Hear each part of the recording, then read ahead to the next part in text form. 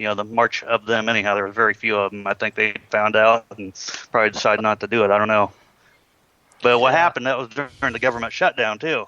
And the government shut down. A lot of this stuff on the veterans memorials are personally funded. It's not a lot of government funding that goes into it, and not a whole lot that takes to keep it open. I mean, the veterans wall and everything else, well, they put gates around everything. Yeah. Well, all these veterans fly in every day, and some of them can only, it's one-time deal. They can only make it once in their life, and nobody can get into the veteran memorials on the National Mall. So that's when we decided that we're taking the gates and threw them in a pile, and decided the veterans are going to go in there and check the stuff out like they should, and we're going to respect them. And that's exactly what happened. And you know what? Basically, the cops really didn't have a problem with it because they agreed, I think, pretty much. And that's kind of the way it turned out. And then they found out later that it cost the government more for Obama to have people set those gates up, drag them out from wherever they have them, some big warehouse. Exactly. And set them up than it would just to be. These are open air monuments. Come on, people. Yeah. It's not like it's the Eiffel Tower or something, Come on. To me, it brings me back to the Tea Party, where people did protests against the government for stupid things they did. And this is another case of it. Yeah. Yeah, sure was. And it scares me because. But anyway, just. Go right ahead.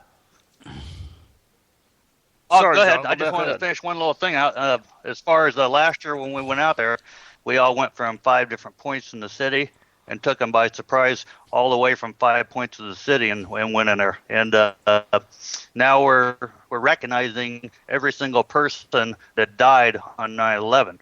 As far as first responders, the people that worked there, everybody that died. And we all wore a label.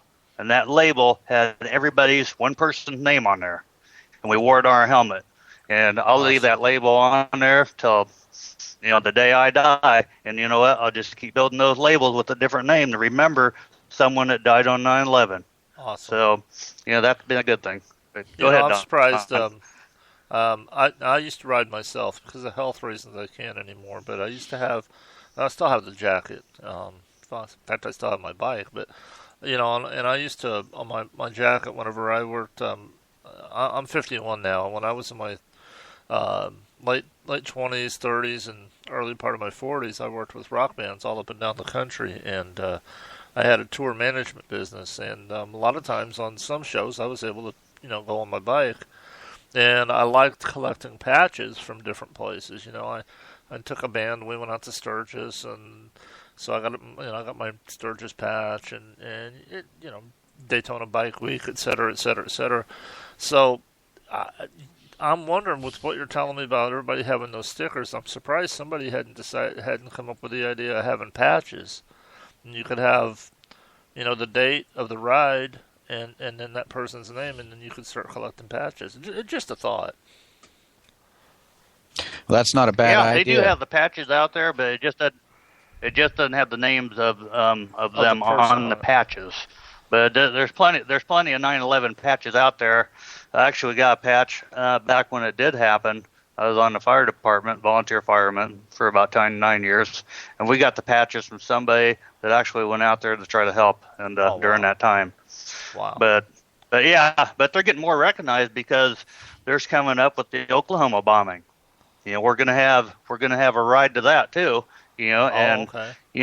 Certain things that's happened in the country, we're getting involved in, and we're riding to. And a lot of them are veterans or active military. Well, exactly, and even though these things that were remembered, they were tragedies, but if you don't pay attention to your history, you're doomed to repeat it. So it's important that we mark. I don't really want to say the anniversary. I mean, it is, but anniversary kind of connotates that you're celebrating something. But I mean, at least mark the passing of these events, because you don't want to ever forget, and you want your kids to understand so that they can tell their kids. You know what I'm saying? Yes. Well, we want to remember the people that died, and we don't want, them thinking, the bad guys thinking, well, we're remembering, what they did. Well, we don't want to remember what they did, and we don't want to remember their names either. We want to remember and respect the people that had died, Right. And we reached out to some of those people too, and the families are very happy, and it was a very emotional deal. I would imagine. Yeah. Well, and if we don't remember the past, we're going to repeat it, and some of the things that are going on right now in the country, I think, are things that we should know better from past experience. But some people just are not listening. You're exactly right about that, Mark. I mean, the man that we have in office right now, the last 6 years, he's done an incredible amount of damage to this country. I mean, I don't envy the next president that is good. First of all, it's not going to be a Democrat. Well, I don't think the country's going to let that happen.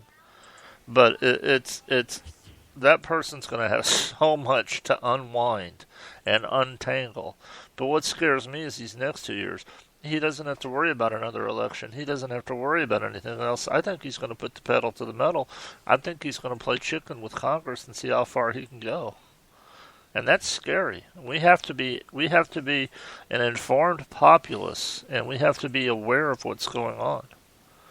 I always joke whenever I was during the Reagan years. I was in my 20s, and I don't even think I said the word politics, much less ever thought about politics. But we had a person in office that said government isn't the solution to the problem, government is the problem, and he set about to fix that.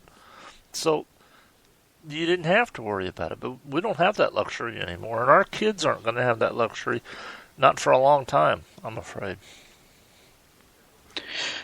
Yeah, it's a sad situation, and our rights are slowly eroding, and people seem to be asleep at the switch. They don't seem to care that's going on, and people don't even go out and vote. So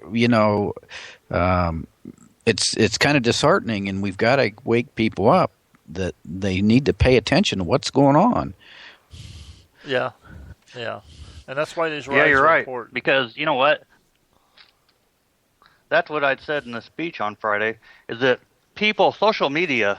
There's a lot out there in social media, but a lot of it doesn't go to the right people, and it just doesn't make a difference other than everybody being well aware of what's going on. But people need to get proactive. When you get proactive, you join the groups, join a bait, join 2 Million Bikers DC, the overpasses, and everything else. That builds a strong link in the chain, because then people are actually making a difference and being heard and being seen. Yeah. Mark Levin, the reason that I started blogging on the internet was I used to listen to Mark Levin. I had a being disabled, I wasn't able to have a full-time job. I had a job when I lived in Taylorville there, working for the Breeze Courier, the local newspaper. I had a motor route where, I go out in the country, and all I had to do was just put the paper in the paper tube and drive to the next house. I only had to get out of the car 3 or 4 times. And so I always got to listen to Mark Levin on the radio, and he had a show one day where he was talking about people need, just like you said, need to get proactive. Join your local, get a hold of your local Republican Party, get active in it, and things like that. And if you can't do that, or you don't want to do that, if a lot of people out there don't want to be with one party or another, he said, get on the internet, blog. He says, every time you do something, it's a small ripple. And if we get enough of those ripples, we're going to have waves. When we get enough waves, we're going to have a tsunami. And so that's kind of my philosophy and how I got started in it.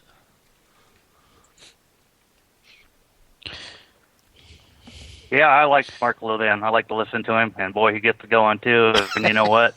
He's very right. It sounds like he's got a whole set of lawyers and a whole group of people that check in all this information too, make sure it's all right, and straight across the board. There's no foul information that anyone can come back and say, hey, that was wrong, So, and that, what? That's why we're here. We're part of it. You know what I mean? So We are. I like it when everybody gets a liberal and get off my phone, you big dope. Yeah, I love that, you know, because he'll entertain them for a while, but then he gets tired of them. Well, the liberal philosophy is so foreign to me. I try to understand it and I can't. It's just out there, and I don't understand how people can have that kind of viewpoint about the world. It's all based on emotion. I mean, it's like Ronald Reagan said. It isn't that our liberal friends don't know anything. It's just that they know so much that isn't so. And I mean, when you base everything on emotion, yeah, it would. Okay, perfect example. All right, Obamacare. The idea that he said that he wanted to have it was so that everyone in America could have health insurance. Well, on the face of it, I think that's an awesome idea. I think everybody in this nation should have health insurance.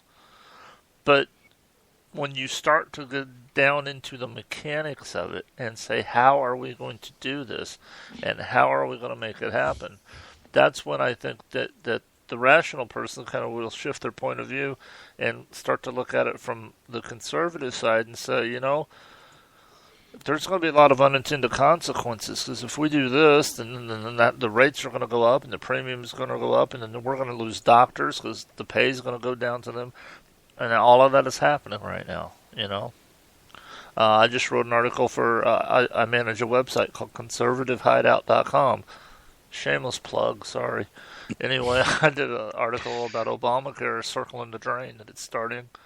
A lot of people are thinking it's starting to fold under its own weight because the premiums are going up so high and people are dropping out. They're doing without health insurance, that it's crushed under its own weight because there's no support there. So, I don't know.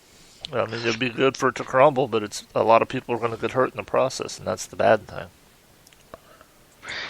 Yeah, people go into it thinking that they're going to be covered and everything's going to be taken care of. And as you said, that's not the case. There's only so much to go around, and when it runs out, somebody's going to be left holding the bag. Yeah, that's true. Well, guys, it's coming up on the half hour. Why don't we take a little break? We'll play a song, and then we'll come back. We'll play a good song by Kid Rock, Born Free.